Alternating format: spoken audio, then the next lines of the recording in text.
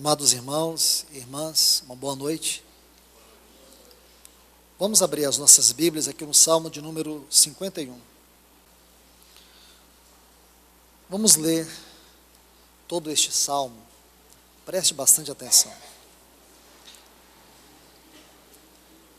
Tem misericórdia de mim, ó Deus, conforme a tua piedade, conforme a multidão das tuas misericórdias. Apaga as minhas transgressões. Lava-me completamente de minha maldade e limpa-me de meu pecado. Porque reconheço meus delitos e meu pecado está sempre diante de mim. Contra ti somente pequei e fiz o que é mal diante de teus olhos, de maneira que és justo quando sentencias e irreprovável quando julgas. Olhe que na maldade ou na iniquidade fui formado, em pecado minha mãe me concebeu. Mas tu amas a verdade no íntimo, e no secreto me fazes compreender sabedoria. Purifica-me com esopo e serei limpo. Lava-me e ficarei mais branco que a neve. Faz-me ouvir júbilo e alegria, e se regozijarão os ossos que esmagaste. Oculta teu rosto de meus pecados, apaga todas as minhas maldades. Cria em mim, ó Deus, um coração limpo, renova um espírito firme dentro de mim. Não me repulses de diante de ti, e não retires de mim teu Espírito Santo. Restitui-me o gozo de tua salvação, e em espírito de nobreza sustenta-me. Então ensinarei os transgressores teus caminhos, e os pecadores se converterão a ti. Livra-me do sangue derramado, ó Deus, Deus da minha salvação. E a minha língua cantará a tua justiça. Senhor, abre meus lábios, e minha boca publicará o teu louvor. Porque não queres sacrifício, senão eu daria. Se te ofereço holocaustos, não aceitas. Sacrifício é para ti um espírito quebrantado. Ao coração contrito e humilhado, tu não desprezas, ó Deus. Faze bem com tua benevolência a Sião, reedifica os muros de Jerusalém. Então te agradarão os sacrifícios de justiça, holocaustos e as ofertas inteiras. Então oferecerão novilhos sobre teu altar. Graças ao Senhor, meus irmãos e irmãs. Vamos orar. Bendito Pai, quão grande e santo é o teu nome. Quão maravilhoso é estarmos aqui e te ofertar essas canções, Senhor. Por tuas infinitas misericórdias, por tua infinita graça, por teu amor, por tudo que tu és. É que nós estamos aqui nessa noite, Senhor, reunidos unicamente debaixo do teu grande nome, para te dar este culto, Senhor, para nos alegrar diante de ti por tudo que tens feito a nós. Não há ninguém aqui que merecesse tal amor. Senhor, não há ninguém aqui que fosse digno da tua misericórdia e da tua graça. Mas apesar de nós, o Senhor olhou para nós com eterno amor e nos atraiu. E por isso, Senhor, nós estamos aqui para te adorar, para te dar todo esse louvor, porque a tua graça nos conquistou. Senhor, nós te louvamos, Pai, te agradecemos, por mais que juntemos todas as nossas palavras juntas aqui, nós não poderíamos expressar a mais profunda gratidão que devemos ter, porque um dia tu ofereceste teu único filho para nos salvar. Oh Senhor, que teu Espírito Santo venha nessa noite, faça uma obra que nós estamos necessitando agora, de abrir os nossos olhos, para que nós possamos contemplar pela tua palavra todas as glórias deste Cordeiro Santo e poder adorá-lo nesta noite. Nós te louvamos, Pai, em nome de Jesus. Amém. Meus amados irmãos e irmãs, este é um salmo de Davi, um salmo que ele cantou ao Senhor após aquele encontro que ele teve com Natã. Quando Natã descobre diante de Davi o seu próprio pecado. E aqui nós lemos todo este salmo.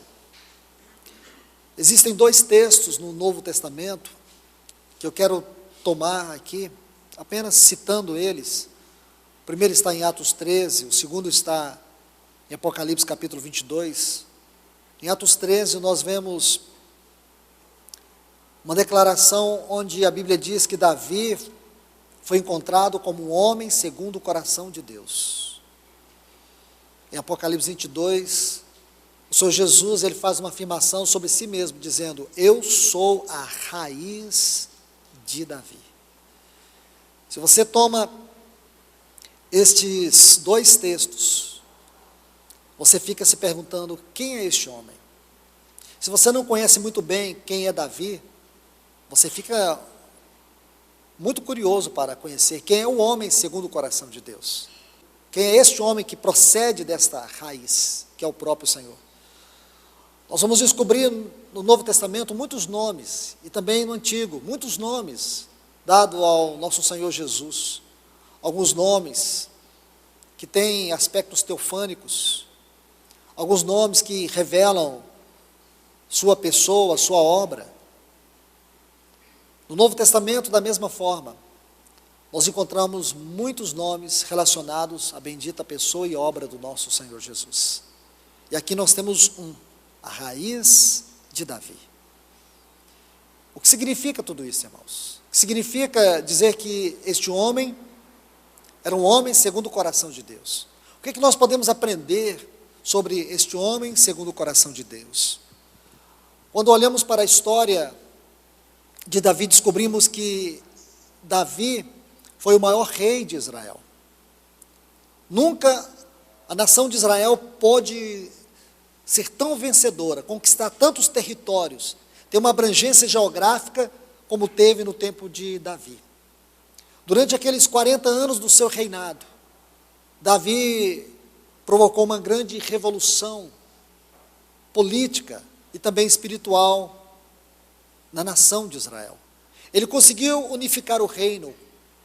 Ele conquistou os territórios mais importantes que hoje nós podemos ver dentro da própria história do povo judeu. Nós podemos ver também que Davi, ele era um homem muito quebrantado, um homem que tinha um profundo desejo pelo Senhor, um profundo amor por Deus. Mas Davi era um homem como eu e você também. Nós não vamos aprender tantas coisas extraordinárias além disso, por mais que de maneira panorâmica eu esteja falando sobre Davi, mas você não vai conseguir ir além. A história dele se resume nisto. Mas, irmãos, existe algo que eu preciso falar sobre Davi, porque esse é um dos mais gloriosos salmos que Davi escreveu. E este é também um dos salmos mais profundos que existe dentro deste compêndio de salmos aqui. Talvez você não encontre um salmo com tamanha profundidade como este, porque ele vem de uma grande experiência que Davi teve, por que não dizer uma terrível experiência. Quando você estuda o capítulo 11 de 2 Samuel, você começa a entender este salmo. E quando você estuda esse salmo, você compreende o significado de Davi ter sido um homem segundo o coração de Deus. Então, quando você volta para 2 Samuel, você vai ver algo muito extraordinário. À medida que você vai vendo a graça do Senhor se revelando por meio da vida de Davi, você precisa se deparar com alguns fatos que marcaram de maneira profunda toda a sua história. Então, 2 Samuel, capítulo 11, vai contar um episódio que marcou a vida de Davi para sempre, em todos os aspectos, em todos os sentidos.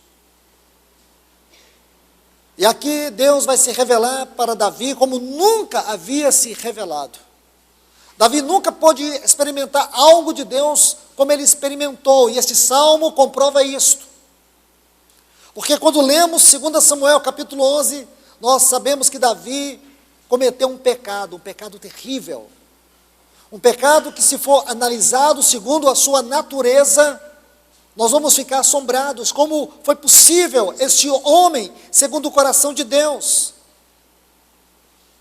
Este homem, que foi o maior rei de Israel, pode cometer tal pecado. Então, aqui em 2 Samuel vai nos dizer isso, vai contar detalhes da própria maldade do coração deste homem. Este homem que sempre demonstrou fidelidade a Deus, compromisso com Deus, seriedade com Deus, devoção a Deus. Ele nunca escondeu o seu amor pelo Senhor. Mas de repente, um dia ele foi tomado por um grande inimigo. Porque se você estudar a vida de Davi, uma coisa você vai descobrir: ele era um grande guerreiro. Desde bem jovem, ele sempre foi um grande vencedor, um grande guerreiro, um grande lutador. Ele venceu todos os inimigos que estavam em torno dele, mas ele não conseguiu vencer um inimigo que estava escondido dentro do coração dele, sua própria carne. Esse inimigo um dia o derrubou, o venceu, e por pouco quase o destruiu. Ele carregou um fardo muito pesado, consequências terríveis, por causa desse grande inimigo. E este salmo vai cantar isto. Esse salmo vai revelar toda esta realidade espiritual que envolveu este episódio aqui do capítulo 11. A Bíblia diz que na época em que os reis deveriam sair à guerra, Davi ficou. É assim que começa o capítulo 11 de 2 Samuel. Era a época de Davi e a guerra, e ele ficou. Irmãos, nós nunca podemos achar que esse mundo é um campo de diversão. Nós temos sempre que estar alertas, porque por mais que nós podemos encontrar motivos de deleite, de desfrute aqui neste mundo, nós temos que saber que ele é sempre para nós um campo de batalha, ele não é um parque de diversão. Esse é um grande alerta que a Bíblia faz, dentro desse capítulo 11, aqui de 2 Samuel. Nós somos pessoas que estamos em guerra a todo tempo. Satanás não tira férias. Quando você estuda o capítulo 1 da Epístola aos Efésios, você vai encontrar o propósito eterno de Deus em Cristo Jesus. Quando você estuda o capítulo 2 da Epístola aos Efésios, o que é que você vai encontrar? Você vai encontrar a reconciliação como método de Deus. E aqui você encontra algo muito glorioso, esse método, a reconciliação, como Deus foi buscar o homem morto em seus delitos e pecados, o homem que era o oposto da vida e da natureza de Deus, o homem que era inimigo de Deus, o homem que era filho da ira. Deus foi buscar este homem e reconciliou consigo mesmo através de Cristo Jesus. Este é o assunto do capítulo 2. Você vai ver que ele começa com o homem morto em seus delitos e pecados, e termina com este homem sendo o santuário da morada do Altíssimo. É lindo o capítulo 2. E o capítulo 3? Esse capítulo também muito profundo, e ele vai mostrar para nós algo muito glorioso. Ele vai mostrar as insondáveis riquezas de Deus em Cristo Jesus. Ah, quantos assuntos tem aqui, irmãos. Aqui você vai estudar um assunto muito precioso. Você vai estudar o mistério de Cristo. Nesse capítulo 3 você vai estudar sobre as insondáveis riquezas de Deus em Cristo Jesus. Aqui você vai encontrar o mistério de Cristo. Depois você vai encontrar algo sobre o propósito eterno de Deus em Cristo. Você vai encontrar a multiforme sabedoria de Deus através da igreja. Tantas profundidades aqui, tantas alturas, tantas dimensões gloriosas Só neste capítulo 3. E o que dizer do capítulo 4 da Epístola aos Efésios? Esse capítulo trata de dois assuntos basicamente: a unidade e a realidade do corpo de Cristo e a sua vida de santidade. Os versículos 1 até o 16 trata da unidade e da realidade do corpo de Cristo. O 16 até o 32 vai tratar da vida de santidade da igreja como o corpo de Cristo. E o capítulo 5, glorioso capítulo. Esse capítulo vai falar sobre a vida no Espírito, todas as realidades práticas daquilo que é o andar e a vida no Espírito. Mas o capítulo 6 da Epístola aos Efésios vai falar sobre o bom combate. A vida cristã, ela tem todas essas riquezas, que inicia desde o capítulo 1 até o capítulo 5. Se você estuda Efésios capítulo 1 ao capítulo 5, você vai ver todas as profundidades, todas estas facetas eternas, gloriosas, daquilo que é a vida cristã.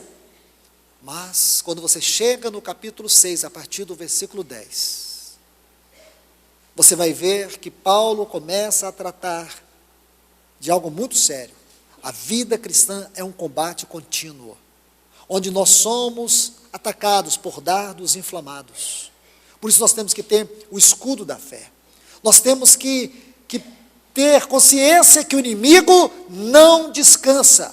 Não podemos pensar na vida cristã apenas nesse aspecto glorioso e positivo. Amém por isso. Temos que ter consciência disso. Mas também temos que ter consciência que nós temos um inimigo. E ele está à espreita a todo o tempo, com as suas astutas ciladas. Ciladas aqui, a tradução significa seus métodos sutis, invisíveis, imperceptíveis, que pode destruir tudo que você alcançou desde o versículo, do capítulo 1 até o capítulo 5. Imagine que neste capítulo 6, se você perder de vista e a consciência do inimigo, tudo que você ganhou, que está registrado nos capítulos 1 a 5 de Efésios, ele vai destruir. Esse é o seu alvo. Portanto, nós temos que tomar o capacete da salvação, a espada do Espírito, o escudo da fé. Nós devemos estar calçados, os nossos pés, com a preparação do Evangelho da paz. Nós temos que ter o cinturão da justiça, porque todas essas armaduras são as realidades da vitória que Cristo alcançou por nós lá na cruz do Calvário. Ele é a nossa vitória, Ele é a nossa armadura. A Bíblia diz que nós devemos tomar toda a armadura de Deus, e a armadura de Deus é a obra gloriosa de Cristo Jesus, consumada lá na cruz do Calvário. Então, meus irmãos, tenhamos consciência disso, porque quando você estuda esse capítulo 11, é justamente isso que você vai ver. Davi perdeu consciência da guerra, e toda vez que nós perdemos a consciência da guerra e a consciência do inimigo, nós somos derrotados. Permita-me dar-lhes mais um exemplo. Livro de Josué, capítulo 7. A nação de Israel havia acabado de destruir uma grande potência. Todos os inimigos que estavam diante deles, eles passaram por cima como um trator. Não havia nenhum inimigo que o anjo do Senhor que estivesse à frente deles não desse a eles esta vitória. Eles venceram todos os seus inimigos. Jericó estava em ruínas, e ali estava aquele povo, mas adiante deles havia uma pequena nação chamada Ai. E Josué pensou que não havia nenhuma necessidade de enviar o grande exército, apenas alguns poucos para vencer Ai. Sabe o que aconteceu, irmãos? A nação de Israel foi derrotada por aquela pequena aldeia, por aquela pequena cidade. Josué ficou profundamente arrasado, porque havia muitos mortos e feridos. E Josué entra diante do Senhor, ele rasga o seu coração, e quando ele está diante de Deus, clamando a Deus, tentando entender e discernir o que aconteceu, ele diz assim: ó Deus, o que é que vais fazer do teu grande nome? Sabe o que ele estava dizendo? A derrota não foi de Israel, a derrota não foi deste povo. O que está agora em opróbrio, o que está em evidência, o que está em vergonha, é o teu grande nome. A profunda tristeza de Josué não era apenas pelos mortos e pelos feridos. A vergonha de Josué é porque o nome de Deus foi colocado em opróbrio. Por uma simples razão. Eles não discerniram o quanto o inimigo é perigoso e que nós não podemos perder consciência que estamos numa batalha. Nós temos que empreender todas as nossas forças, porque a nossa carne é o mais terrível inimigo que nós lutamos. Talvez nenhum demônio do inferno, nenhum dos demônios, nenhum dos asseclas de Satanás tenha mais poder contra a nossa vida espiritual do que a nossa própria carne. E por isso que o Senhor nos deu a cruz, porque nós devemos viver uma vida crucificada na cruz, não nós, mas Cristo vivendo em nós. Quanto a essa vida, nós temos que colocá-la na cruz de Cristo Jesus. É isso que Paulo diz: esse viver que agora vivo na carne, eu vivo pela fé no Filho de Deus. Gálatas 2:20.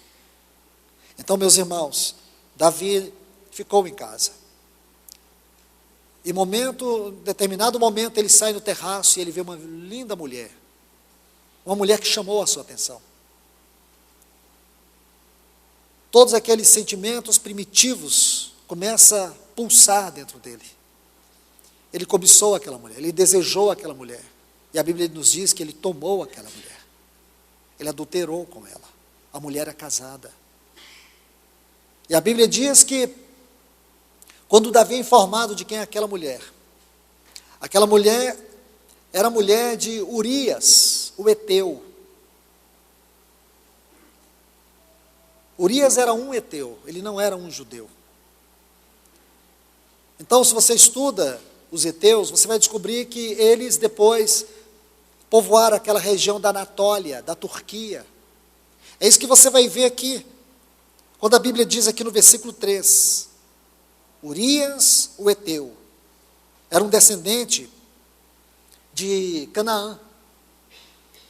Então, meus irmãos, mas este era um homem fiel a Davi. Era um homem muito fiel. Quando Davi mandou trazê-lo de volta,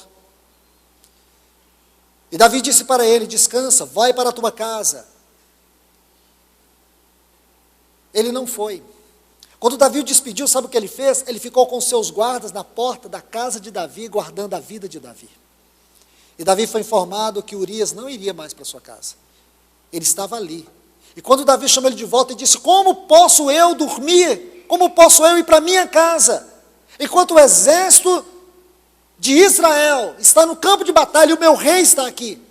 Pela vida de Davi, ele disse: não vou. Ele disse para Davi, aqui no versículo 9, diz que ele dormiu na porta da casa de Davi. Aí ele diz assim no versículo 11, quando ele respondeu para Davi: a arca de Israel está sob as tendas, e meu senhor Joabe e seus servos, de meu senhor no campo, eu hei de entrar em minha casa para comer, beber e deitar-me com a minha mulher, pela tua vida e por tua alma. Olha o que ele diz: Davi, pela tua vida e pela tua alma, eu não farei isso. Sabe o que significa o nome Urias? Luz de Deus. Luz de Deus. Esse homem, ele era a luz de Deus. Uma figura da luz de Deus na vida de Davi. Porque quando Davi matou Urias, ele apagou a luz de Deus na sua vida. Está vendo, irmãos? Aqui nós vamos começando a perceber o quadro. Quem era esse homem que Davi mandou matar? E a maneira como Davi mandou matar Urias foi muito terrível. Irmãos, olha a situação. Davi escreveu uma carta para Joabe. Sabe o que era aquela carta? Era a sentença de morte de Urias. Ele chamou Urias e disse: entrega essa carta para Joabe. Joabe era o comandante, era o general do exército de Israel. Urias pegou aquela carta, tomou aquela carta com toda a sua fidelidade, com todo o seu amor que ele tinha a Davi. Ele pegou aquela carta. Sabe o que estava escrito naquela carta? A sentença de morte dele, que Davi escreveu do seu próprio punho. Joabe leu. Sabe o que estava escrito na carta? Vou tentar resumir e descrever para você. Coloque Urias na frente da batalha, e quando ele for atacado, retirem-se todos e deixe ele morrer sozinho. Está aqui, versículo 15. Escreveram na carta o seguinte: ponde Urias na frente, no mais forte da batalha, e retirai-vos dele, para que seja ferido e morra. Pense nisso, irmãos. Então, o que é um homem segundo o coração de Deus? Você tem que ler esse capítulo para responder isso. O que é um homem segundo o coração de Deus? Foi isso que Davi fez. Ele entregou a sentença de morte. Ele mandou Urias para o corredor da morte, sem nenhuma piedade, apenas porque ele queria que a sua carne fosse satisfeita, porque ele queria tomar aquela mulher para ele. E ele faz isso e depois recebe a notícia que Urias morreu. Era um plano inevitável. A morte de Urias era inevitável. Mas sabemos que passou algum tempo, a mulher ficou grávida, teve um filho, o filho adoeceu, mas nós sabemos que nesse tempo Deus levantou um profeta chamado Natã. E Natã vai até Davi e conta a história para Davi, uma parábola. Ele diz que havia em Israel um homem muito rico que tinha muitas ovelhas, e um outro homem que tinha somente uma ovelha. Esse homem muito rico, ele recebeu uma visita inesperada na sua casa. Ele não teve coragem de tomar nenhuma das suas ovelhas, do seu rebanho, para poder matar e oferecer um banquete para aquele visitante. Sabe o que aquele homem fez? Aquele homem que tinha muitas ovelhas, ele foi até aquele homem que tinha só uma ovelha, tomou a ovelha daquele homem e fez um grande banquete para aquele que lhe visitava. Davi, tomado de justiça, Natã pergunta para ele assim: o que você acha que deve acontecer com esse homem? Ele disse: ele tem que morrer. E Natã disse: o homem é você, Davi. O homem é você. Deus disse para você, Davi, e eu vou te falar o que ele disse: eu te tirei da casa de teu pai, eu te dei todo o reino de Israel, eu destruí todos os seus inimigos, eu te dei as mulheres que você quis, eu te dei glória, eu te dei honra. O que estava te faltando? Porque se tivesse te faltando alguma coisa, eu te daria, Davi. Eu estou resumindo as palavras de Deus para Davi. Aí Davi olha para Natã e disse: eu pequei contra o Senhor. E aí, irmãos, esse Salmo 51 é fruto dessa experiência que se segue. Então, nós temos que ter esta realidade histórica, esses fatos históricos para entender esse salmo, para entender cada palavra. Porque Davi começa assim: tem misericórdia de mim, ó Deus. Olha no final do versículo 1, apaga as minhas transgressões. Versículo 2, lava-me completamente, limpa-me de meu pecado, purifica-me com isopo. Isopo era uma planta medicinal. Sabe o que ele está dizendo? O meu pecado me tornou um doente espiritual. Cura-me, cura-me, lava-me, oculta teu rosto dos meus pecados e apaga as minhas iniquidades. E o versículo 14 diz: livra-me do crime de sangue. Porque aqui está um detalhe que você tem que entender. Versículo 14, versículo 16. O versículo 14 fala do crime de sangue. Se você estuda, especialmente o Pentateuco, os livros de Êxodo até Números, especialmente aqui, você vai descobrir que Deus havia providenciado holocaustos, sacrifícios para todo tipo de pecado, mas para um tipo de pecado Deus não havia providenciado nenhum tipo de sacrifício. Era o crime de sangue. Lá no livro de Números, capítulo 35, você vai ver que aquilo que está aqui, versículo 14, livra-me do crime de sangue.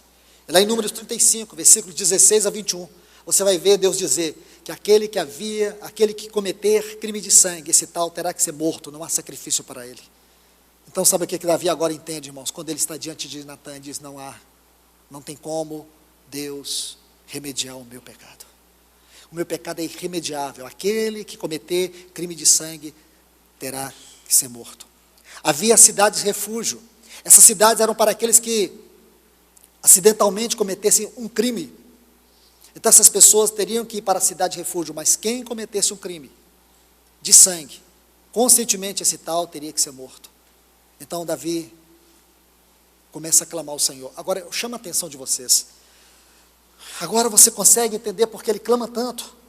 Apaga minhas transgressões, lava-me completamente, limpa-me de meu pecado, purifica-me com sopo, oculta o teu rosto dos meus pecados, apaga as minhas transgressões, não tires de mim teu espírito, livra-me do crime de sangue.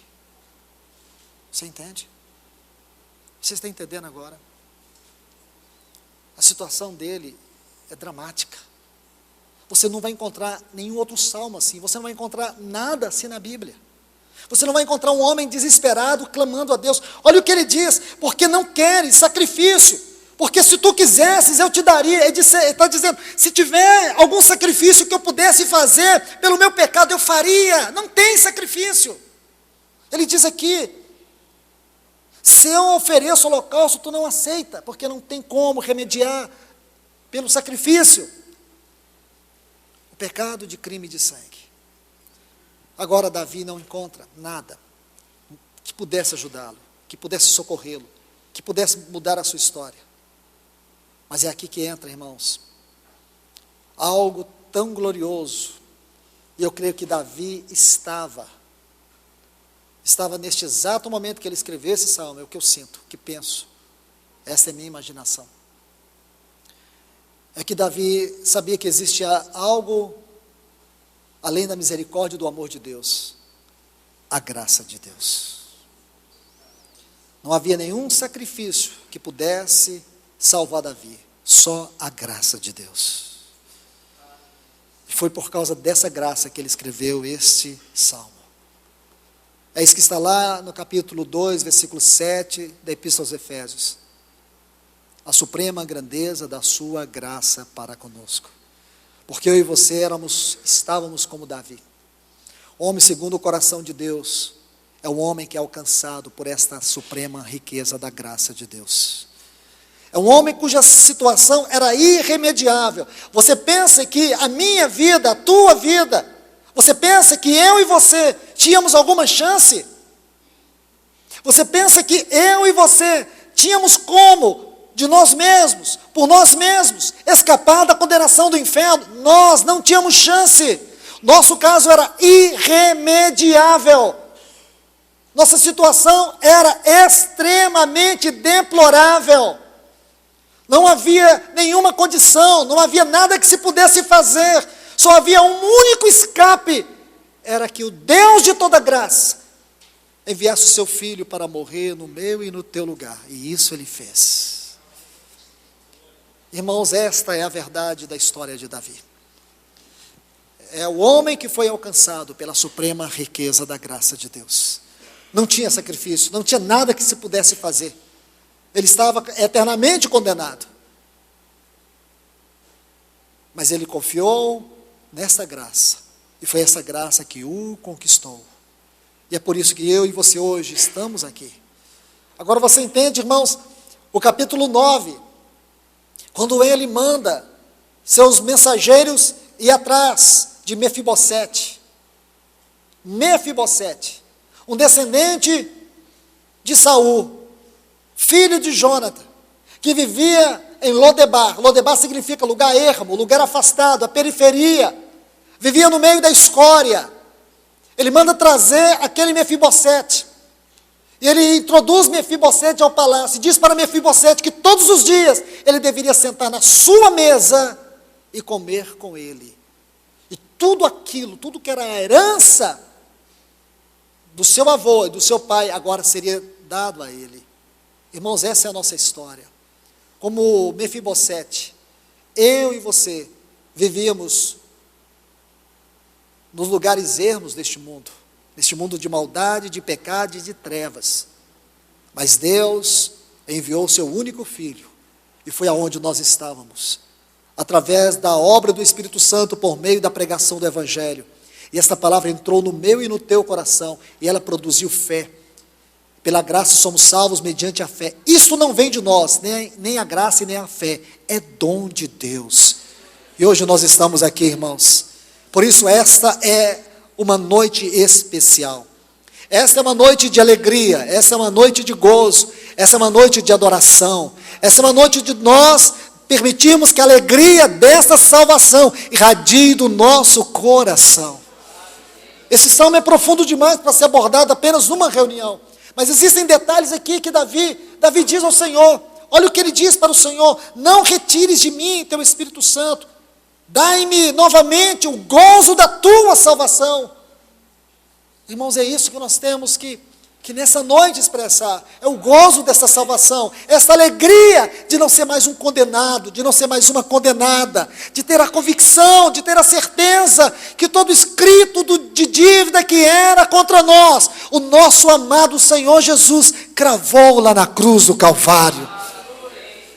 Nós temos que adorar a Deus por isso, temos que louvar a Ele por isso.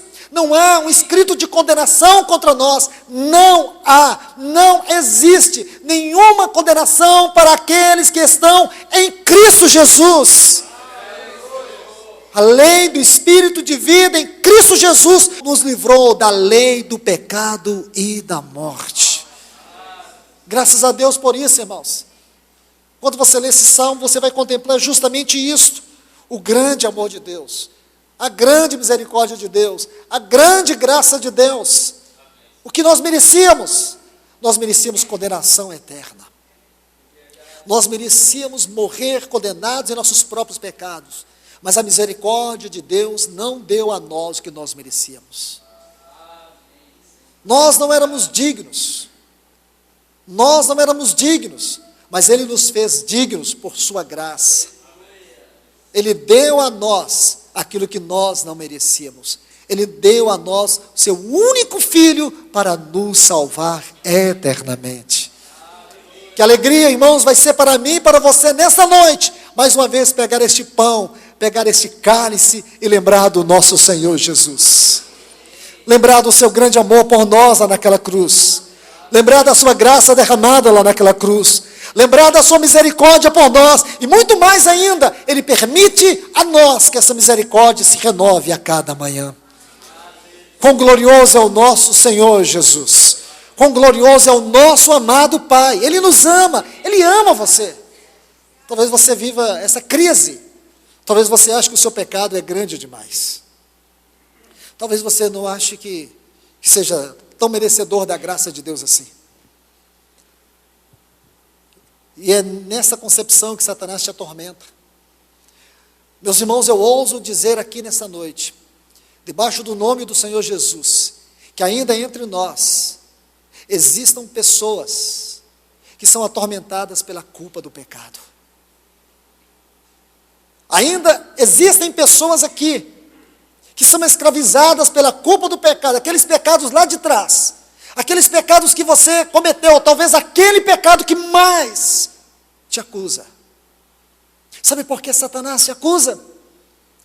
Sabe por que Satanás te atormenta?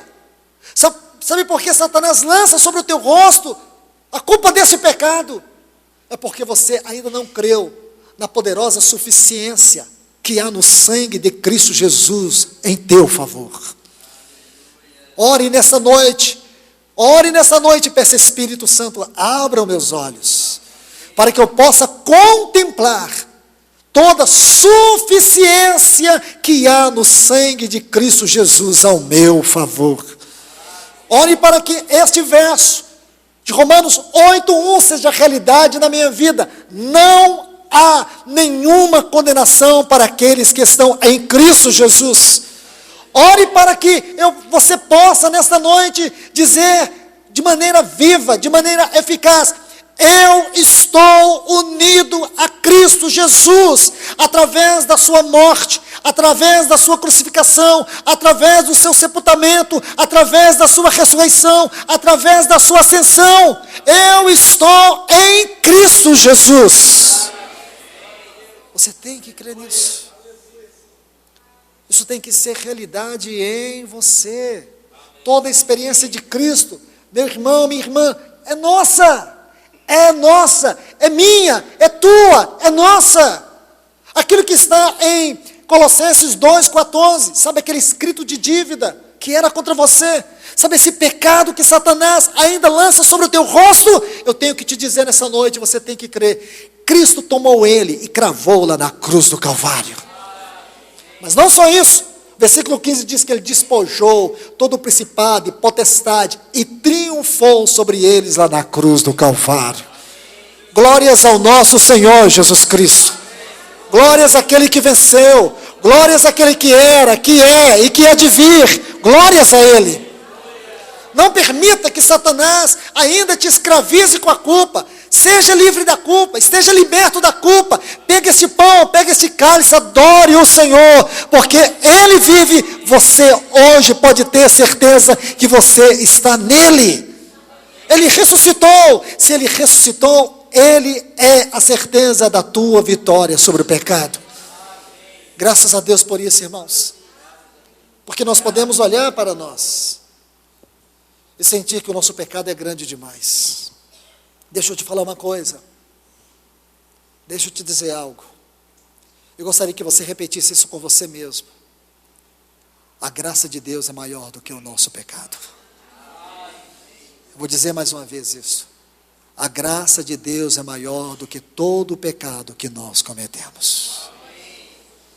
A graça de Deus é maior do que esse pecado que Satanás lança sobre o teu rosto. A graça de Deus é maior. Bendito seja o nosso Deus. Por isso nós estamos aqui hoje, dando a Ele este culto, que é o louvor, a glória da sua graça para conosco. Que Deus te abençoe.